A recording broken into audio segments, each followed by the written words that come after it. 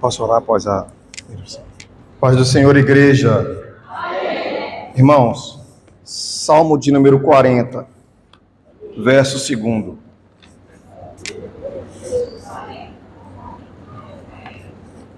Vamos ler 2 versículos e, com a permissão do pastor, nós vamos orar em seguida. Salmo 40, verso 2. 2 e 3, na verdade. Se o irmão do som puder me dar só um pouquinho mais de retorno, eu agradeço, irmão. Diz assim, esse Salmo de número 40, verso 2.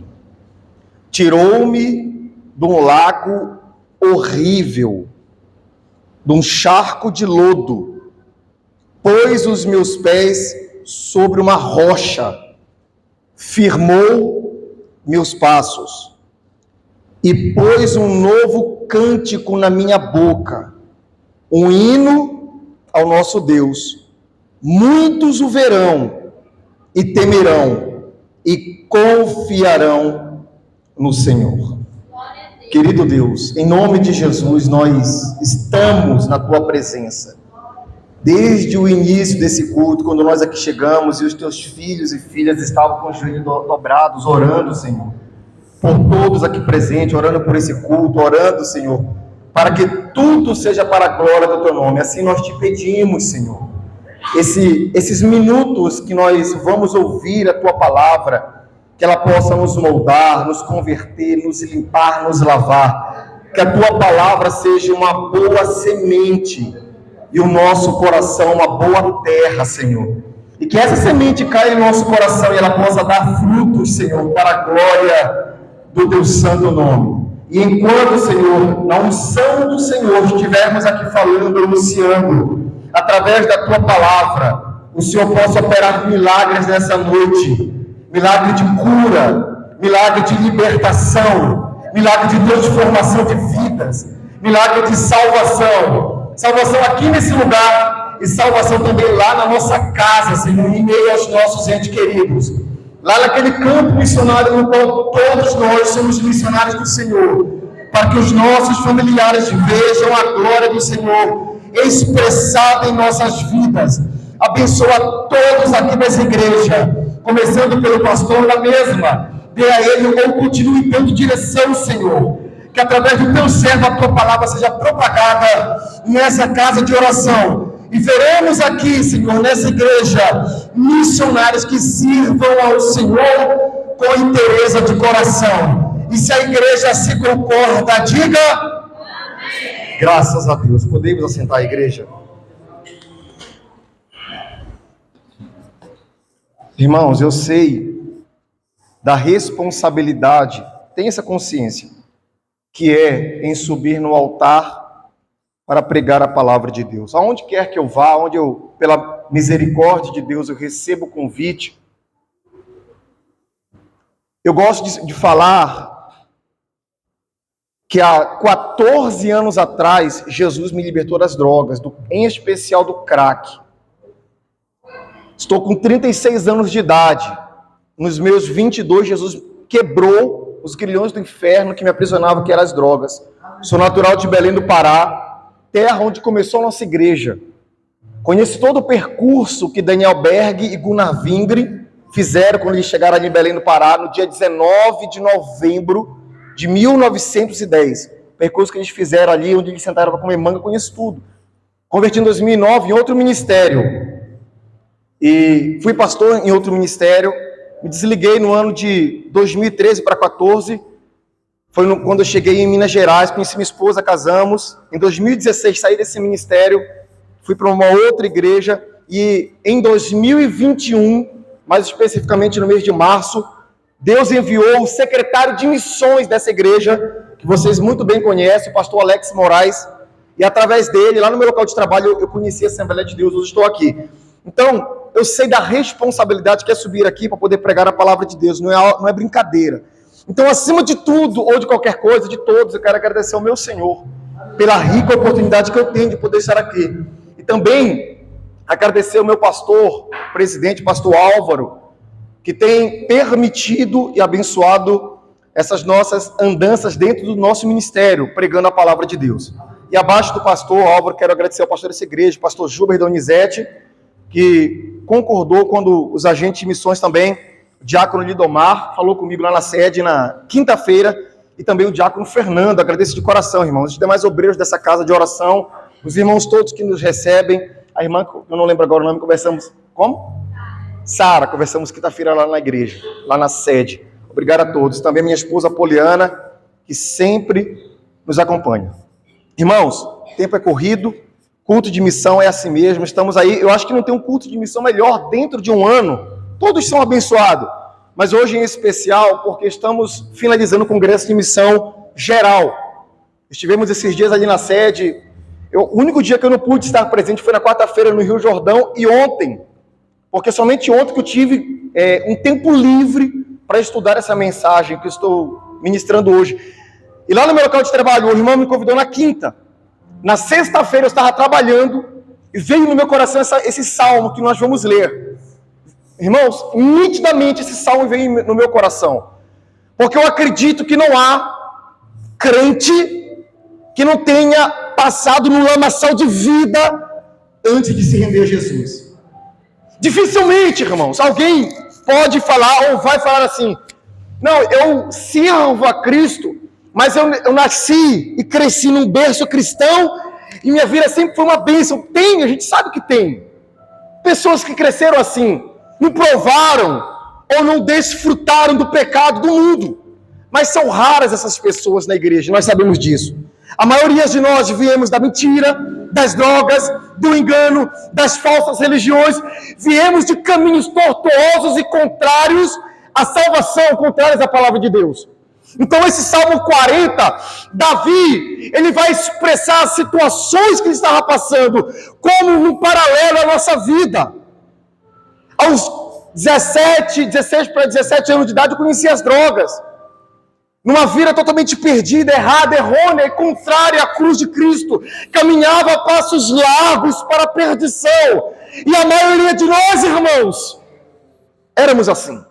Mentirosos, falsos, prepotentes, arrogantes, orgulhosos, sem salvação de Cristo, sem perspectiva de vida, sem esperança. Muitas das vezes sabendo da verdade e praticando a mentira. Quantos de nós? E Davi, nesse verso 2, fala: tirou-me de um lago terrível. Em outras versões bíblicas fala de um poço, de um charco de lodo, de um lamaçal. Pôs-me os pés sobre uma rocha. Quem é essa rocha, igreja? Quem é essa rocha, igreja? Jesus Cristo. Paulo aos Filipenses vai dizer: Jesus Cristo é o Senhor. Quem é o teu Senhor? É a Igreja Assembleia de Deus? O teu Senhor é a religião evangélica? O teu Senhor é o teu pastor? Não, o teu Senhor é Jesus Cristo. Aquele que deu a vida por você, que nós não merecemos. Nós só lhe entristecemos, mas Ele, na sua eterna misericórdia, nos salvou. Nos lavou no seu sangue, no seu puro sangue carmesim, e pôs em nós vestiduras brancas, e nos coroou com salvação. Pôs os meus pés sobre uma rocha, e olha esse detalhe, e firmou os nossos passos. Missionário, porque o irmão bem disse aqui agora há pouco, que o missionário não é apenas aquele que vai lá, sempre falo isso, quando a gente fala em missões, culto alusivo a missões, na sua mente já relata ou arremete ao pastor César Carrijo na Alemanha, ao pastor Jair Felizbino, que tem um trabalho em Cuba, as famílias que nós temos na Venezuela, ao missionário, o pastor Eduardo na França, mas você se esquece do seu campo missionário, que é o seu local de trabalho, que é a sua família. E como que você trabalha nesse campo? Testemunho. Pregar a Bíblia é consequência. Pregar a Bíblia é consequência. De que adianta muitas das vezes eu falar se eles me observam e me veem fazendo o contrário? Firmou os meus passos, missionário, que foi lavado pelo sangue de Jesus e tem convicção da salvação, ele tem os passos, os pés firmes na rocha. Lembra daquela história que Jesus conta sobre a casa edificada sobre a rocha? Ele estava falando de si mesmo. vem o vento impetuoso, os ventos fortes, as ondas bravas, dão com ímpeto contra aquela casa, mas ela continua firme e inabalável. Mas não sejamos hipócritas. Não sejamos hipócritas. Irmãos, quantos de nós, sexta-feira o pastor Rodrigo, que ministrou lá na congregação Nova Uberlândia, ele falou sobre isso. Quantos de nós não pensamos em desistir já? Quantos de nós a dúvida, o medo, as angústias nos rodeou, nos assediou, e sentimos ou pensamos em abandonar e largar a cruz de Cristo? Mas lembra que Jesus disse: aquele que põe a mão no arado e olha para trás não está apto, aprovado ao reino de Deus. Nós não podemos nos dar ao luxo de pôr as mãos no arado, irmãos, e desistir. Não temos essa opção, não existe. Não enquadra, não encaixa ou não faz mais parte da sua vida. Firmou meus passos. Eu quero começar a ler do verso primeiro, mas antes de eu ler, eu quero ler algo que eu escrevi em cima desses 2 versos. Homens de entendimento obscurecido. Quando eu falo homens, estou me referindo ao ser humano, homem e mulher. Homens de entendimento obscurecido, doentes, viciados, que era o meu caso, religiosos, adúlteros, prostitutos, mentirosos, assassinos, estrupadores, etc, etc, etc. Não importa o vil pecado que nos matava, não interessa. Lentamente, nos matava lentamente. Jesus morreu por todos nós e nos lavou e nos tornou em novas criaturas, e temos a convicção que Ele ressuscitou. Porque, irmãos, o missionário é isso. Que mais é? Eu comentava com o pastor Neemias, hoje estávamos ali no Templo Central, vendo a despedida do pastor Fabrício, que está indo para o Canadá. E eu comentava com o pastor Neemias, irmão, aquilo é muito espiritual. Porque o que leva um homem que às vezes tem uma vida financeira estabilizada, bem estabilizada, de repente abre mão de tudo, de propostas financeiras, de um conforto na sua cidade, rodeado dos seus amigos, familiares, para ir para um lugar que ele não sabe, não imagina. O que ele espera lá é somente a convicção de que Jesus morreu, mas ressuscitou. É isso que nos impulsiona. Irmãos, o que te impulsiona em você estar num local onde ninguém está te vendo? E você fala assim para a pessoa: olha, Jesus te ama. Você não fala isso só da boca para fora. Você fala porque você tem convicção de que o Espírito Santo traz essa certeza dentro de você. Missionário, você se tornou, sabe quando? No dia que você falou assim: Jesus, eu reconheço que você é meu único Salvador. Eu entrego a minha vida a Ti. A partir de então você é missionário. Não, irmão, mas eu não tenho chamado missionário. Quem te falou isso? Quem te falou que você não tem chamado missionário? Não existe crente que crê em Jesus e não é missionário. Não existe. Existem pessoas com chamadas específicas. Existem pessoas, eu comentava com o pastor Neemias hoje na sede, falando, não sei. Mas até então, o meu chamado não é missionário, meu chamado é pastoreio. Eu tenho certeza do que eu estou falando. Eu estou estudando, estou fazendo teologia, me consagrando ao Senhor, me humilhando, buscando misericórdia. Sou cooperador pela bondade no Senhor.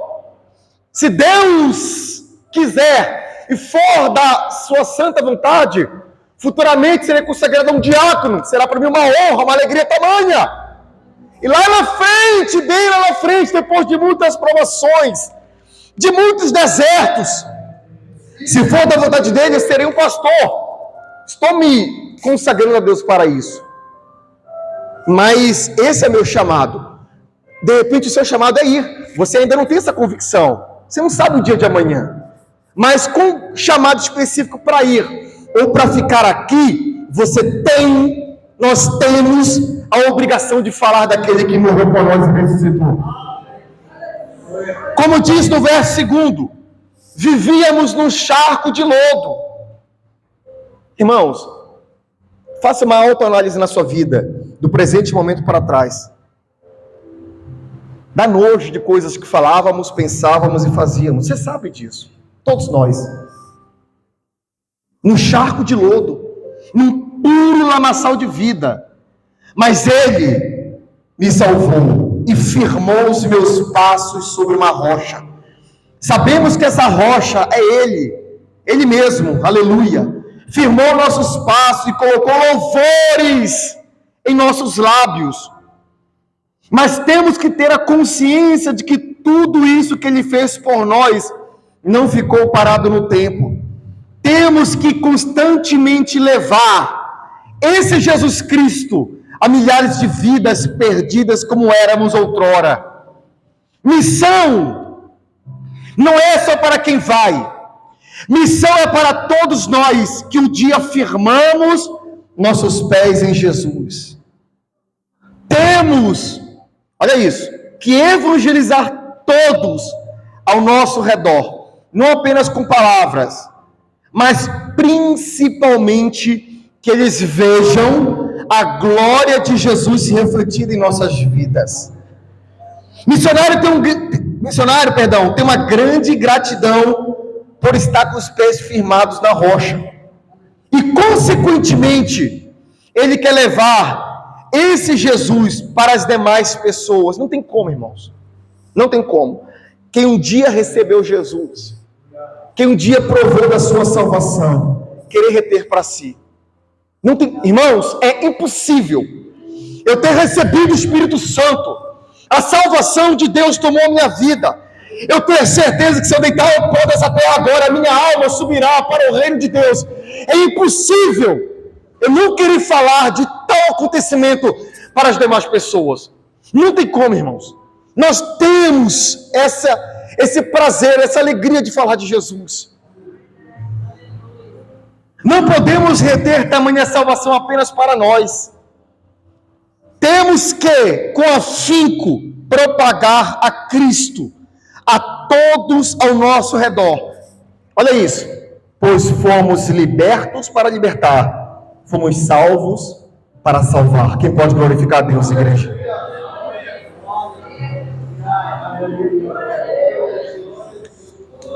Verso 1 do Salmo 40 ainda. O salmista diz assim, e esse salmo tem 3 hipóteses para que Davi tenha escrito ele. Primeira, quando ele fugia de Absalão, seu filho. Segundo, consequência do pecado de adultério. E terceiro, fugindo dos seus outros inimigos. Uma dessas três consequências são lógicas. O salmista, ou o missionário Davi, diz, esperei com paciência no Senhor. Ele se inclinou para mim e ouviu o meu clamor. Nós sabemos, igreja, que o nosso tempo não é igual ao tempo de Deus. Comentava com a minha esposa agora mesmo, quando nós saímos de casa. A minha esposa, até um ano atrás, ela ainda era de outro ministério. Ela teve um ministério infantil em outra igreja por 18 anos, amor. 18 anos. E de repente, dentro de um ano, houve uma reviravolta em nossas vidas. Somos hoje professores na escola dominical, na classe infantil lá na sede. Ela na classe de 3 e 4, eu na classe 7 e 8. Eu pensei que nunca ia trabalhar com crianças. Estou ministrando no nosso ministério, pela misericórdia de Deus. Estamos aí auxiliando na SEMAP, onde chama a gente, na Cruzada também, no Caminhão na Cruzada, faço parte da equipe. A nossa vida deu uma reviravolta. Eu comentava isso com ela. A gente nem imaginava. E o salmista vai aqui, o missionário vai dizer que ele esperou com paciência no Senhor. Irmão, tenha paciência em Deus, tenha perseverança na oração, tenha perseverança no jejum. Não jejue apenas você querendo benefícios para a sua vida, não, irmão. Missionário, não jejue apenas para você conquistar ou conseguir status, um bom emprego, um bom casamento, não. Jejue também para que você tenha comunhão com Deus, jejue pelas almas. Seja missionário, se importe com pessoas, tenha essa consciência que milhões de pessoas lá fora estão padecendo diretamente para o inferno por não conhecer a morte de Jesus, e nós carregamos essa responsabilidade, igreja. Esperei com paciência no Senhor, e quando eu espero com paciência, com perseverança, qual que é a consequência de tal? Ele se inclinou para mim e ouviu o meu clamor. Sabe quem é o único interessado? Ainda tem 10 minutos. O único interessado em que você pense que o Senhor não está te ouvindo é o seu inimigo, é o diabo. Quantas são as vezes, igreja, que você dobra o joelho para orar? Nós dobramos o joelho para orar. Parece que não tem nada ao nosso redor, nossa oração não passa meio metro para cima. Parece que estamos ocos, com uma lacuna dentro de nós, vazios. É aí, nesse instante, que você tem que clamar mais ainda. Porque o diabo está enfurecido contra você, querendo que você desista. Desista na igreja. Jeremias, profeta Jeremias, capítulo de número 2, acho que é verso 18 e 19. O Senhor fala através do profeta assim, ó. Verás quão amargo é não teres temor de mim e deixares o Senhor teu Deus. Se você pensa que na caminhada com Cristo está difícil, experimenta ficar lá fora, sem Jesus. O Senhor fala, você verá quão amargo é não ter temor de mim e me abandonar, sair da minha presença. Verso 2: tirou-me de um lago horrível, de um charco de lodo, pôs os meus pés sobre uma rocha, firmou meus passos, e pôs, olha o que Jesus faz como missionário, um novo cântico na minha boca, um hino ao nosso Deus, aleluia. Muitos o verão, e temerão, e confiarão no Senhor. Antes cantávamos para os demônios, antes cantávamos para os prazeres do mundo, antes cantávamos funk, músicas pervertidas, músicas contrárias à palavra de Deus.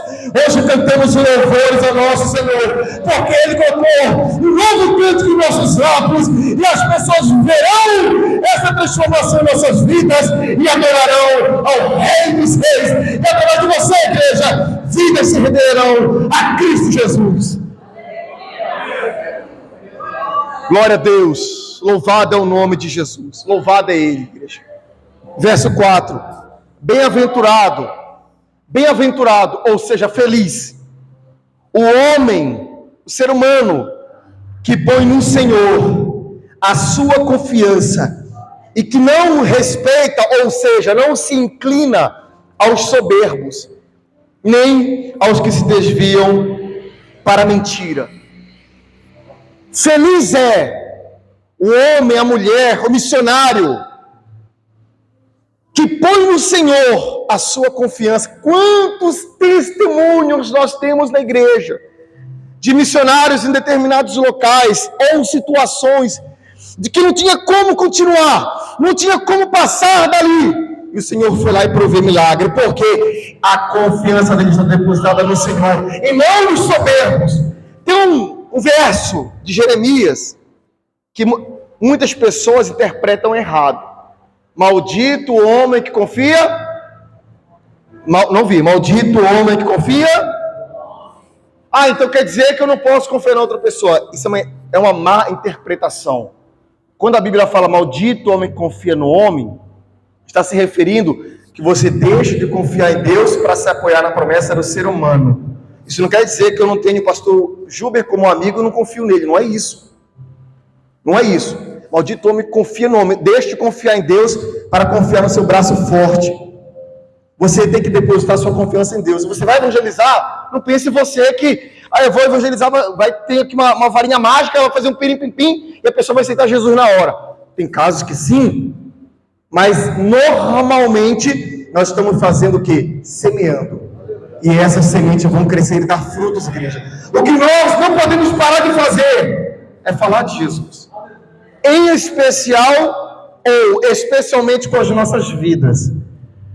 Verso 5. Muitas são, Senhor meu Deus, as maravilhas que tens operado para conosco, e os teus pensamentos não se podem contar diante de ti. Se eu os quiser anunciar e deles falar, são mais do que se pode contar. Olha o pensamento de um missionário. Ele tem essa convicção, muitas são, Senhor, a tua maravilha. Tudo que o Senhor tem feito, se eu quisesse contar, não teria como, porque são muitas. Irmãos, se você não consegue falar de Deus, se você não consegue contar as maravilhas dele, algo de muito errado está acontecendo com você. Mas o Senhor te alerta nessa noite que é tempo de você voltar para a cruz de Cristo. Tornai-vos para mim e eu me tornarei para vós outros, diz o Senhor dos Exércitos. Se você não consegue encontrar, ou ver, ou expressar, ou propagar as maravilhas do Senhor, urgentemente torne-se a Ele novamente, igreja, para que você não se envolva a um lago de perdição e tenha sua mente obscurecida pelo engano, pelos demônios que querem te arrastar para o inferno. Missionário, anda na luz de Jesus. Verso 7. Então disse, verso 6. Sacrifício e oferta não quisestes, os meus ouvidos abriste, holocausto e expiação pelo pecado não reclamaste. Esse verso 6, o salmista está falando algo que vai casar com Hebreus capítulo de número 10, depois você lê na sua casa, que o perfeito sacrifício e que pode perdoar pecados é o de Jesus. Agora sim, verso 7. Então disse, eis aqui venho, no rolo do livro está escrito, deleito-me, olha isso, deleito-me, olha o missionário como é, olha quem evangeliza como é, deleito-me, ou seja, sinto prazer em fazer a tua vontade, ó Deus meu, sim, a tua lei está dentro do meu coração. Irmãos, comentava com a minha esposa também no carro, vindo para cá, trabalhamos a semana inteira, a maioria de nós, acredito, que até no sábado ali por volta de meio-dia, 1 hora da tarde, temos só o sábado à tarde com a noite e o domingo para descansar, e é o momento, ou o dia que nós mais trabalhamos na igreja. De manhã estamos na escola bíblica dominical, à noite estamos no culto, quando não tem o sábado tem a ceia lá, tem alguma atividade na igreja. Se não for o prazer ou o deleite em fazer as coisas de Deus, nós não fazemos, irmãos, porque o cansaço toma conta de nós. Eu saí do trabalho ontem, direto para a igreja, fui lá almoçar com a minha esposa, ficamos ali um período, voltamos para cá, para descansar. Ela foi para o culto à noite, eu fiquei para estudar a mensagem. Hoje cedo, fiquei lá até quase 1 hora da tarde. Descansei um pouquinho agora de tarde, agora estou aqui de novo, amanhã cedo já é trabalho. Se eu não tiver prazer na lei de Deus, isso aí, essa correria temporária de validade, uma hora para. Mas quando eu tenho prazer na lei do Senhor, quando eu sinto prazer no meu Deus, eu cumpro o meu chamado com alegria, igreja. E eu sinto falta, escute o que eu vou lhe falar. Eu sinto falta, perante vocês, nós que somos a igreja do Senhor, eu sinto falta por conta de tanta correria, eu sinto falta de pegar um domingo à tarde, sair na rua, falar de Jesus para as pessoas. Sinto falta. Eu tenho que criar vergonha na cara e voltar para tal. Sinto falta. Eu me cobro, irmãos, perante Jesus Cristo eu falo isso aqui com vocês. Eu me cobro, eu falo, Senhor, é tanta correria para todos os lados que às vezes parece que nós não temos tempo de evangelizar. E que isso fique gravado no seu coração. É uma obrigação de todos nós. Se você tem Jesus Cristo como teu Senhor, como teu Salvador, como a rocha eterna da sua vida, você tem sim essa obrigação. Mas, irmão, eu não tenho nenhuma boa oratória, uma boa dicção, eu não tenho uma boa fala. Quem disse que você precisa disso, irmãos? Quantos anos tem a Assembleia de Deus? Alguém sabe? 112 anos. Começou-se ou deu-se início 18 de junho de 1911. O primeiro nome da nossa igreja foi Missão Apostólica da Fé. Isso lá na minha terra, Belém do Pará. Em 1918, mudou o nome para Assembleia de Deus. Há 112 anos atrás, Daniel Berg e Gunnar Vingre começaram essa obra evangelizando, falando assim: Jesus cura, Jesus salva, batiza com o Espírito Santo e em breve voltará. Era a mensagem deles. E 112 anos após estamos aqui, igreja. O que nós precisamos é ter unção de Deus, é ter comunhão com Jesus, para que a mais simples palavra que possamos falar com as pessoas lá fora nós venhamos falar com unção para glorificar ao Senhor Jesus. Amém, igreja? O tempo já está em cima. Depois você medite em todo esse Salmo 40. E aqui eu agradeço a minha oportunidade, em nome de Jesus.